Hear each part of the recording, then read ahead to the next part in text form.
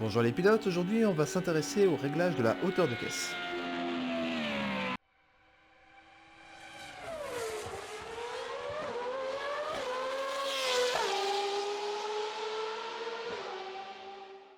On va commencer par un petit jeu, vous allez essayer de deviner quel setup est survireur ou sous-vireur. Je vais vous montrer à chaque fois un tour et vous allez essayer de deviner.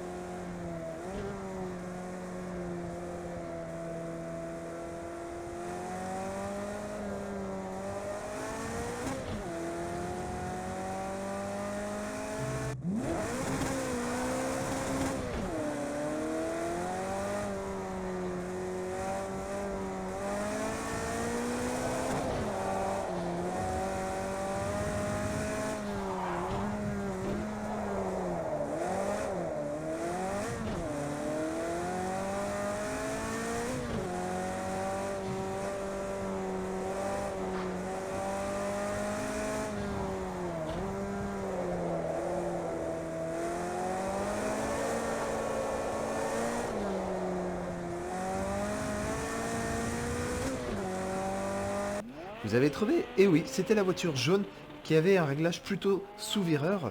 Alors c'était pas évident en fait parce que j'ai fait exprès de jouer sur le turbo pour avoir l'arrière qui décroche au maximum et qui masque un petit peu que l'avant sous-vire. Je vous montre le ralenti de la première courbe après la chicane où on voit assez bien la différence entre les deux voitures, autant au niveau voilà, de la position de la voiture que de ce qu'on fait finalement avec le volant. Pour obtenir ce comportement sous-vireur, j'ai simplement joué sur ma hauteur de caisse. J'ai augmenté l'avant et j'ai baissé au maximum l'arrière. Plus vous baissez un train de roues, plus vous augmentez l'adhérence que vous avez sur ce train. Et du coup, en jouant sur les différences entre l'avant et l'arrière, vous arrivez à obtenir un comportement survireur ou sous-vireur. Pour régler notre hauteur de caisse, on va dans l'onglet suspension et on va pouvoir régler les quatre coins de notre voiture pour les abaisser et pour les élever. Ce qu'il faut savoir, c'est que si vous diminuez votre hauteur de caisse, pour diminuer en fait la hauteur de caisse, on comprime le ressort avec une précontrainte. Et du coup, plus vous abaissez votre voiture, plus vos ressorts vont être comprimés. Évidemment, ça peut avoir un effet pervers parce que si votre ressort a moins de débattement, évidemment, vous allez plus vite le comprimer totalement et là, votre suspension va mal se comporter. Pour illustrer ça, à gauche, j'ai mis une hauteur de caisse de 140 mm à l'arrière. À droite, j'ai mis sur une autre voiture 150 mm. Et arrivé en piste, on observe à gauche qu'on a une hauteur de caisse de 11 cm 5 avec un ressort qui possède encore 11 cm de débattement, alors qu'à droite on a 12 cm 5 de hauteur de caisse pour 12,2 cm de course de ressort disponible. Donc on perd vraiment 1 cm de hauteur de caisse et de course du ressort. Ensuite, il est important de savoir qu'on essaye toujours d'avoir la hauteur de caisse la plus basse possible. Ça permet d'abaisser le centre de gravité de la voiture, donc de réduire les transferts de masse et du coup d'augmenter globalement le niveau de griffe général. Évidemment, il va falloir trouver un compromis parce que si votre voiture est trop basse et qu'elle touche le sol, vous allez avoir des effets pervers, à savoir perte de vitesse et perte d'adhérence. Par exemple ici à droite j'ai fait exprès de régler la voiture pour qu'elle touche le sol tout le temps. Vous voyez la hauteur elle est à 0, notamment parce que j'ai mis des ressorts très souples qui sont entièrement comprimés. Et on voit voilà qu'elle stagne. Comparativement à gauche on a la voiture avec le setup stable par défaut qui ne touche pas le sol. Et on voit voilà qu'elle poursuit sa montée en vitesse. Donc pour résumer ce qu'on vient de voir, pour les voitures sans aéro ou avec aéro à basse vitesse, d'accord, des voitures avec aéro, ça veut dire des prototypes, des F1 qui ont des fonds plats, des ailerons, etc. Par opposition, les voitures sans aéro, c'est par exemple la Ferrari qu'on a utilisée en début de vidéo. Pour ça, on a les règles suivantes. Donc pour favoriser le survirage, on a le choix entre abaisser l'avant ou élever l'arrière. Pour le sous-virage, ça va être évidemment l'inverse. Et globalement, on a vu que plus la voiture était basse, plus on a de grip. Ce qui est valable pour toutes les voitures, c'est-à-dire les voitures sans aéro ou les voitures avec aéro, peu importe la vitesse, c'est que si la voiture elle est trop basse et qu'elle touche le sol, on va perdre de l'adhérence et de la vitesse. Et ensuite, abaisser la voiture, réduire la longueur de ressort disponible sans le rendre plus rigide. Alors sans le rendre plus rigide, je ne vais pas le justifier ici. Je vous mets un lien vers un article en anglais qui l'explique très bien dans la description. En voyant ce tableau, vous avez envie de me poser la question, pourquoi cette distinction entre les voitures qui n'ont pas d'aéro et les voitures qui ont de l'aéro? Eh bien parce que ces règles ne s'appliquent plus quand on a de l'aéro et de la vitesse. Vous voyez, là on a la Toyota, j'ai augmenté au maximum l'avant pour avoir un comportement sous-vireur. Et effectivement, vous voyez sur l'épingle qui est un peu lente, je sous-vire, je suis obligé de faire des tours de volant. Mais on va voir un petit peu plus loin que dès qu'on a de la vitesse, ce caractère sous-vireur disparaît, on va même avoir un caractère inverse, c'est-à-dire une voiture qui va être survireuse. Vous allez voir là dans ce long virage, on va voir l'arrière qui décroche un petit peu. Alors c'est pas très grave parce que voilà, la voiture a quand même beaucoup d'appui, mais voilà, on passe à un comportement complètement opposé. Pourquoi on a son comportement? Parce que sur des voitures comme ça avec de l'aérodynamique, plus vous allez vite, plus vous générez de l'appui aérodynamique, et cet appui aérodynamique, il est notamment dépendant de ce qu'on appelle l'effet de sol. L'effet de sol, qu'est-ce que c'est? Eh bien, vous avez un flux d'air qui passe sous votre voiture, et ce qu'on va faire, c'est qu'on va surélever légèrement l'arrière, ça va créer une dépression, et cette dépression en fait va plaquer votre voiture au sol. C'est un petit peu comme quand vous essayez vous savez, de vider l'air dans une bouteille, vous créez une dépression dans votre bouteille, vous voyez votre bouteille qui est écrasée. Eh bien là, c'est exactement le même principe. Et donc, passer une certaine vitesse, vous allez avoir intérêt à avoir l'arrière de votre voiture plus haut que l'avant afin d'avoir donc ce phénomène de dépression qui va vous créer de l'appui aérodynamique à l'arrière et finalement gommer le caractère sous-vireur qu'on pourrait avoir avec un arrière élevé. Pour profiter au maximum de cet effet de sol, il faut avoir une hauteur de caisse vraiment optimale. Alors évidemment, si votre voiture à l'avant racle le sol, il n'y a pas d'air qui passe en dessous, donc forcément vous n'aurez pas d'appui. De même, ça sert à rien de mettre l'arrière de la voiture hyper haut pour créer une énorme différence et du coup une énorme dépression, parce qu'en fait si votre arrière est très haut, vous allez avoir de l'air qui va venir par-dessous les bas de caisse, annuler finalement votre dépression. Donc pour profiter au maximum de cet effet de sol, il va falloir voilà, trouver le compromis idéal entre différence entre l'hauteur avant et arrière et la hauteur de caisse globale.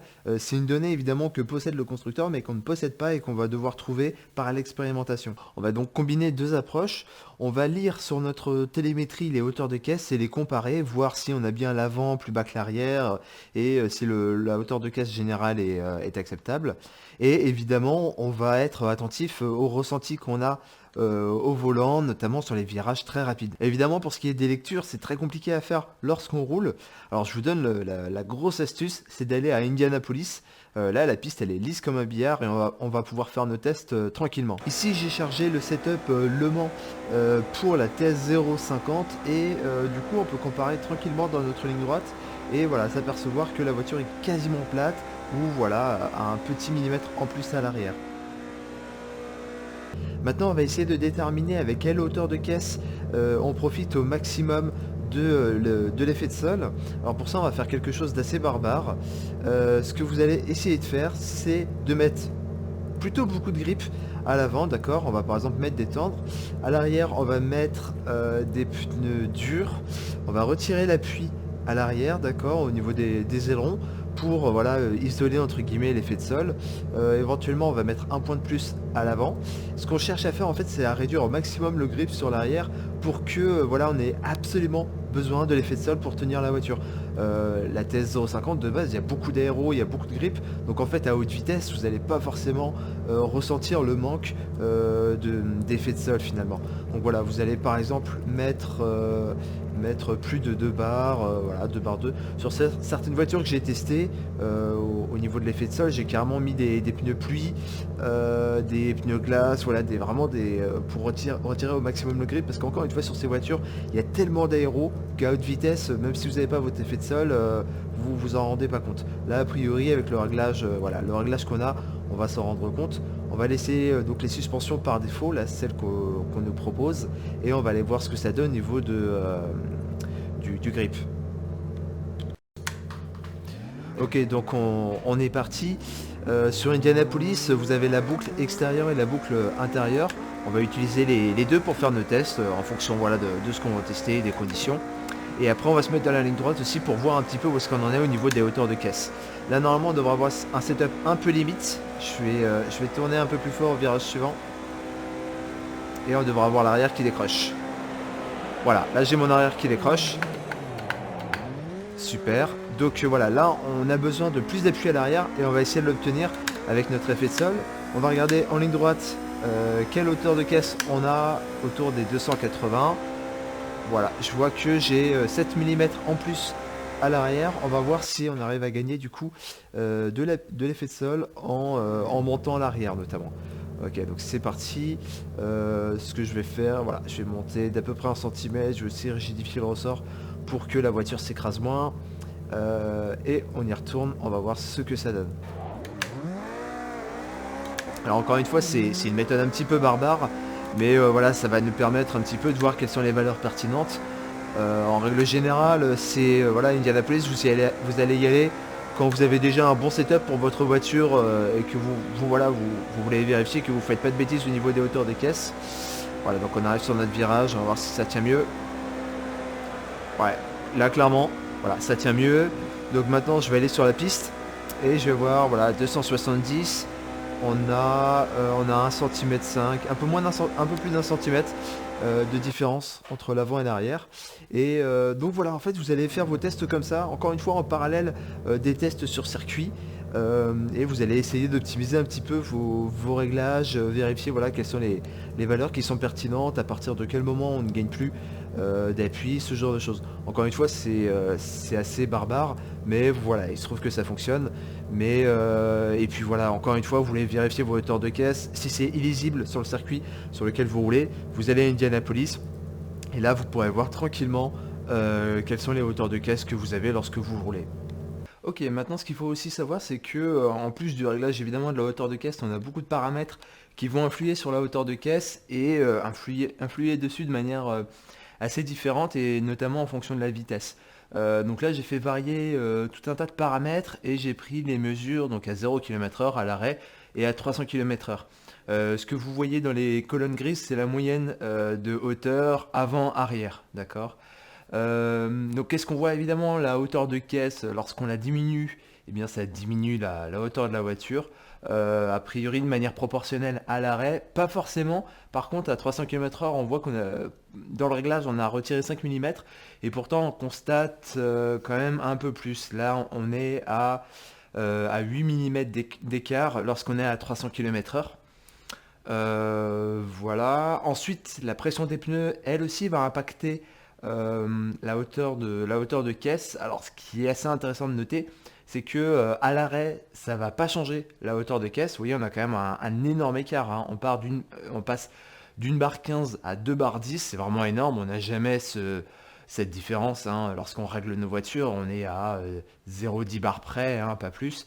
Mais voilà, donc à l'arrêt ça change rien, mais à 300 km/h, le pneu qui est le moins gonflé va s'écraser plus que l'autre en fait. Il va s'écraser 2 mm de plus, ce qui fait déjà une petite différence. Encore une fois, là on a un réglage, une différence de pression de pneu énorme, ce qui fait pas une différence de hauteur de caisse conséquente à la fin.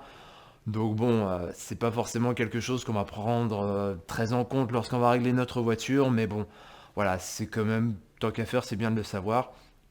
Par contre, ce qui est assez surprenant, ce que moi je ne savais pas, c'est que il y a par contre d'assez grosses différences lorsqu'on change de gomme.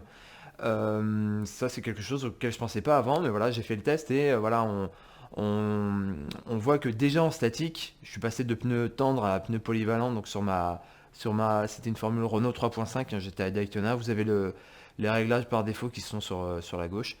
On perd quand même 8 mm. 8 mm, on est déjà dans du très conséquent, hein, lorsqu'on fait nos réglages sur ces voitures-là. 8 mm, c'est vraiment, je dis pas qu'on change du tout au tout, mais c'est déjà des gros écarts. Et encore plus, lorsqu'on roule à 300, en statique, on a un écart de 8 mm, et à 300 km/h, on a un écart d'1 cm 5. C'est vraiment beaucoup. Et voilà, là on voit par exemple que ça ne réagit pas de la même manière à 0 km/h qu'à 300, d'accord. Le pneu polyvalent visiblement est plus, j'aurais envie de dire, moins rigide.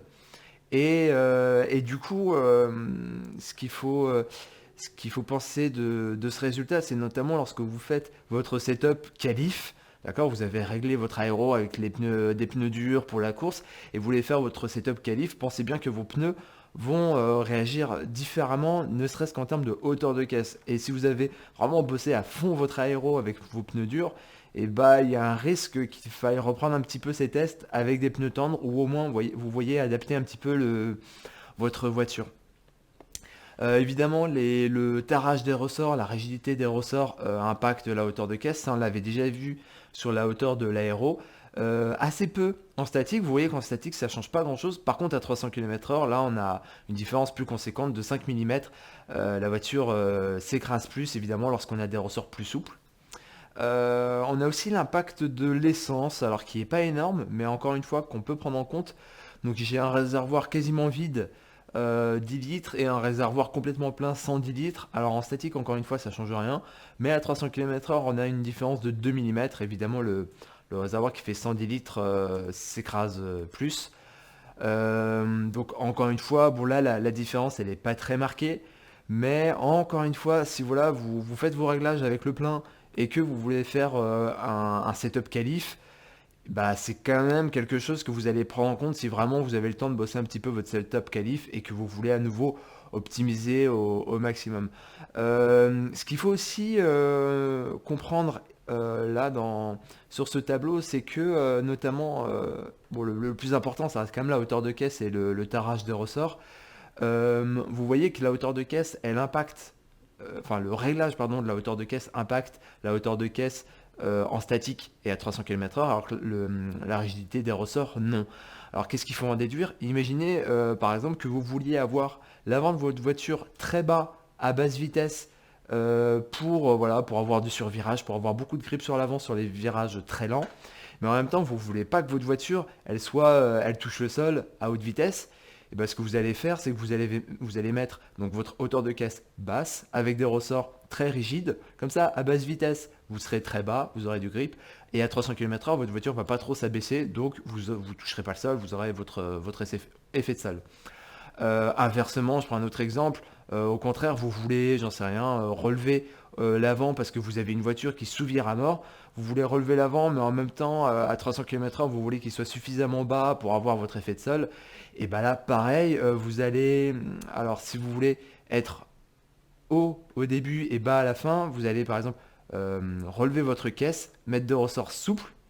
Donc à basse vitesse, vos ressorts vont pas s'enfoncer, vous serez haut. Et par contre là, à haute vitesse, l'avant de votre voiture va s'abaisser, vos ressorts vont se comprimer et vous allez avoir votre effet de sol. Donc c'est un petit peu comme ça qu'il faut aussi comprendre ces résultats-là. C'est que voilà, si vous voulez avoir votre voiture bas à basse vitesse et bas à haute vitesse, mais bah là vous pouvez prendre simplement une hauteur de caisse basse avec des ressorts assez rigides.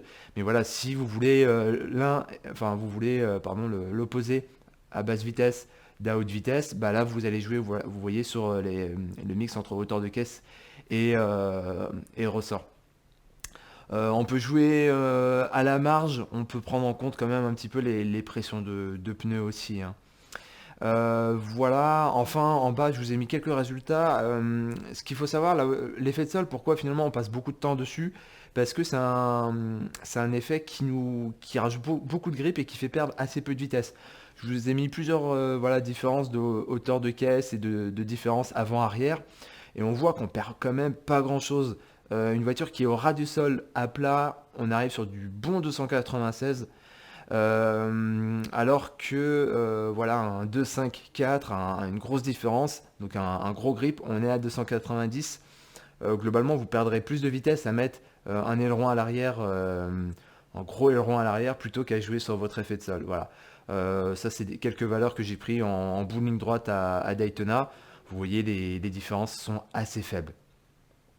Voilà, donc c'est la fin de cette vidéo. Alors je sais que ça peut paraître assez abstrait vu comme ça et assez difficile à régler. Mais voilà, prenez le temps voilà, vous prenez une voiture avec un gros effet de sol, vous retirez au maximum les ailerons, vous retirez du grip mécanique, vous mettez des pneus pourris et vous allez sur des virages où on a des virages à très haute vitesse. Et en fait, vous verrez qu'en jouant sur vos hauteurs de caisse, vous ressentirez très vite en fait la différence au volant encore une fois sur les voitures à haut effet de sol, à forte aérodynamique. Ça se sent finalement assez vite et très vite vous serez à l'aise pour régler ça. Vous repérerez très vite sur les circuits sur lesquels vous tournez quels virages permettent de régler ça, même si on n'a pas de télémétrie qui soit efficace. Voilà, c'est tout pour cette vidéo. On se revoit très vite, évidemment, pour reparler de suspension et de notamment des tarages de ressorts. On va s'occuper de ça de manière peut-être un peu plus précise. Encore une fois, pensez à vous abonner, il y a plein de choses qui arrivent. Et moi je vous dis à bientôt sur la piste.